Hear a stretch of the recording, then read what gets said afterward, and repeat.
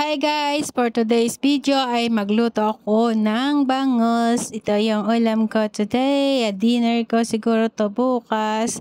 Meron pa akong lunch at dinner ulit. So yan guys, meron ako ditong 4 na pirasong hiwang bangus. So nilagyan ko nga ito ng sabaw.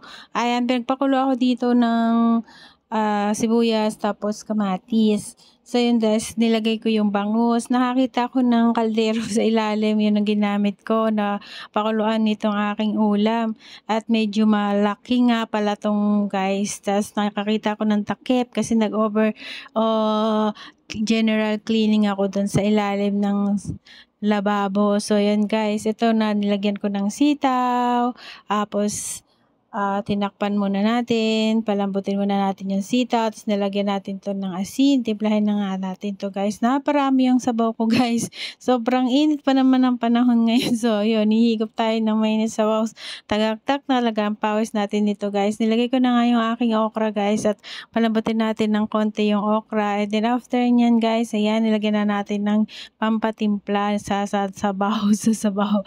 And then nga ito, ayan, halo-haloin lang natin at ito nga, ayan, ayoko nga ng overcook. So, nilagay ko na nga dito yung ating pechay. Yan, lalagay na natin dito yung pechay. At nung isang araw pa tong pechay na to, hindi ko na nga naluluto. Ayan, so yun guys, tatakpan na nga natin ito after malagay yung pechay. At half cook lang siguro guys, pero ayan, kabi video ko ay medyo na overcook na nga yata.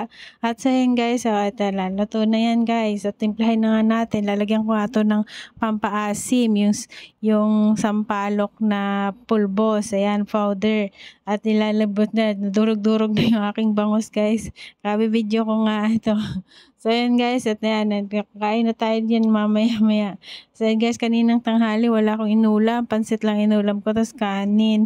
Yung pansit malabon daw yun, hinalo ko sa kanin. Yun na lang kasi tinamad na nga ako magluto. So ito guys, at luto na, ilalagay na natin itong powder. Yan, yung sampalok powder ang ginamit ko dito para medyo maasin ng konti yung sabaw. So tagaktak talaga ang pawis ko nito sa paghigop ng sabaw guys. Ang sarap-sarap naman kumain, pero ang pakainit nga ng panahon ay sabaw pa talaga yung gusto kong ulamin. So yan guys, ay kung bago ka pa lang sa aking channel ay please give me thumbs up, like, share, and comment down below. Paki-comment na rin po kung hanggang saan nakaabot ang video na ito. Thanks for watching and God bless. Mag-iwan lang po kayo ng bakas at babalikan ko. So ready to eat na yan. Magkakain na tayo guys. Kain na na! Yan, yummy yummy ang ulam ko today. So yan guys, ang hirap talaga walang ma-content guys. Sobra. So yun guys, ayan, kahit ano na lang, basta yun ang ulam ko ngayon today. Ito yung lulutuin ko, yun na lang bibidyohin ko, at yun ay content ko today. Hanggat may maulam pa tayo, meron pa tayo may content. Yan. Thanks for watching and God bless. I love you all. Miss Ayusin. See you to my next video.